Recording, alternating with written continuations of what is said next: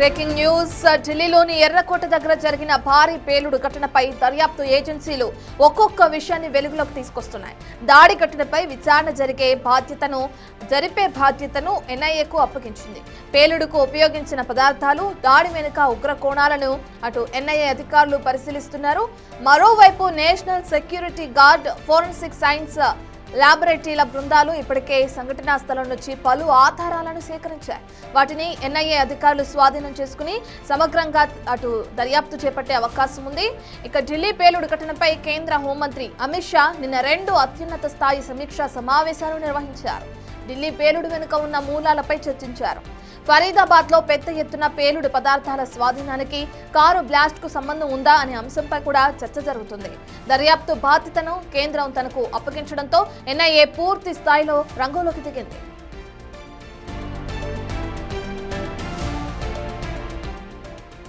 ఇక I-20 కారును నడిపిన అనుమానితుడు మొహమ్మద్ ఉమర్ నబీ ఆత్మాహుతికి పాల్పడ్డాడని తొలుత భావించినప్పటికీ ఇది ఆత్మాహుతి దాడి అయ్యుండదని ఇక ఇంటెలిజెన్స్ వర్గాలు భావిస్తున్నాయి. తోటి వైద్యులను అరెస్టు చేసే ప్రయత్నిస్తుండటంతో కూడా లేదంటే వాళ్ళని ప్రశ్నిస్తున్న కారణంగా భయాందోళనలో పేలుడుకు పాల్పడి ఉంటారని కూడా అనుమానం వ్యక్తం చేస్తున్నారు.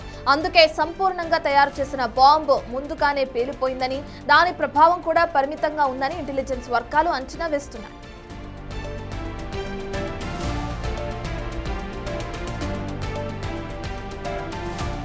పేలుడుకు 3 రోజుల ముందు హర్యానాలోని ఫరీదాబాద్ లో 2900 కిలోల పేలుడు పదార్థాలను పోలీసులు స్వాధీనం చేసుకోవడంతో డాక్టర్ ఆదిల్, డాక్టర్ ముజమిల్ అనే ఇద్దరు సహా వైద్యులను ప్రశ్నిస్తున్నారన్న విషయం తెలుసుకున్న ఉమర్ అజ్ఞాతంలోకి వెళ్లిపోయాడు. పేలుడుకు ముందు అటు 3 రోజుల పాటు అతడు అండర్ గ్రౌండ్ లోనే ఉన్నాడు. తన ఫోన్ ను కూడా స్విచ్ ఆఫ్ చేసుకున్నాడని, కుటుంబ సభ్యులు కూడా అతన్ని సంప్రదించలేకపోయారని దర్యాప్తు వర్గాల ద్వారా తెలిసింది. అయితే పోలీసులు తమ కోసం వెతుకుతున్నారని తెలిసి ఏ విధంగా అజ్ఞాతంలోకి వెళ్లాడని అంటున్నారు.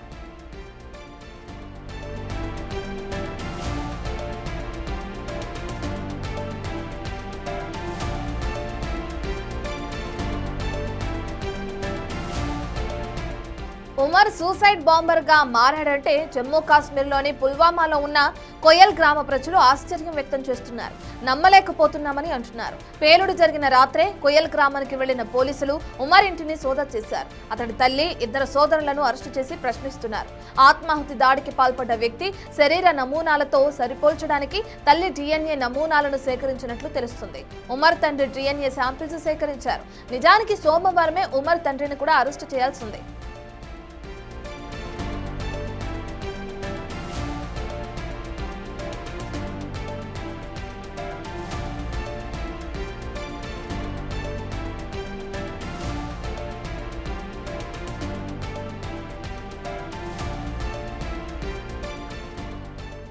ఈ విషయానికి సంబంధించిన పూర్తి డీటెయిల్స్ అందించడానికి మా ప్రతినిధి ఢిల్లీ నుంచి శివ అందుబాటులో ఉన్నారు. శివ, ప్రధానంగా మనం చూస్తున్నాం ఢిల్లీలో ఏదైతే బ్లాస్ట్ జరిగిందో అందులో మృతుల సంఖ్య కూడా పెరుగుతూనే ఉంది. ఇప్పటికే ఉమర్కి సంబంధించిన ఎంక్వైరీ కూడా ఎన్ఐఏ అధికారులు కొనసాగించడం కూడా మనం చూస్తున్నాం. వాళ్ళ దర్యాప్తు ఎక్కడి వరకు వచ్చింది అనుకోవచ్చు శివ? ప్రధానంగా ఈ ఢిల్లీ పేలుడు కేసుకు సంబంధించి కేంద్ర ప్రభుత్వం కీలక నిర్ణయం తీసుకుంది. నిన్న కేంద్ర హోంశాఖ మంత్రి అమిత్ షా అధ్యక్షతన జరిగిన ఈ సమావేశంలో ఈ పేలుడు ఘటనకు సంబంధించిన దర్యాప్తును ఎన్ఐఏకు అప్పగించాలంటూ కూడా కేంద్ర హోంశాఖ మంత్రి అమిత్ షా నిర్ణయం తీసుకున్నారు. నిన్న జరిగిన సమావేశంలో కేంద్ర హోంశాఖ కార్యదర్శి గోవింద్ మోహన్, ఇటు intelligence bureau director, NIA director, మరోవైపు ఢిల్లీ పోలీస్ కమిషనర్, ఇతర కీలక అధికారులు నిన్న కేంద్ర హోంమంత్రి అమిత్ షా అధ్యక్షతన జరిగిన సమావేశంలో పాల్గొన్నారు. అయితే మొన్న సోమవారం ఏదైతే ఈ పేలుడు ఘటన జరిగిందో దాంట్లో అనేక కీలక ఆధారాలు కూడా సేకరించారు.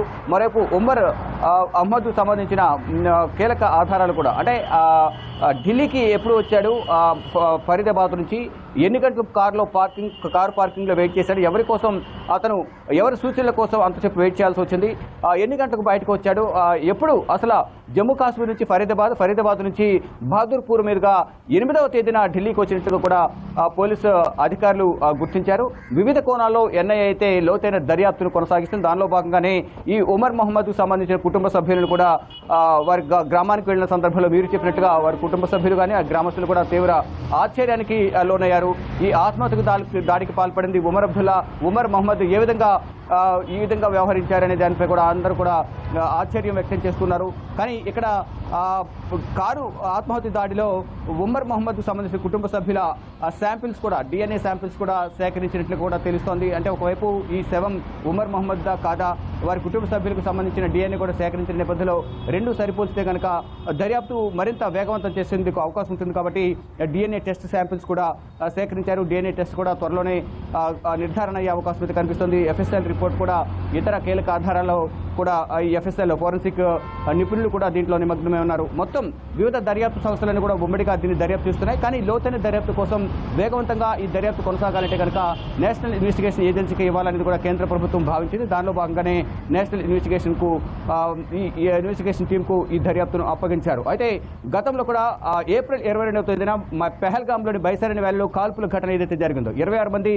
భారతీయులను ఉగ్రవాదులు కాల్పులు జరిపి పట్టణ పెట్టుకున్నారు. దానికి సంబంధించి కూడా లోతైన దర్యాప్తు జరిపింది NIA.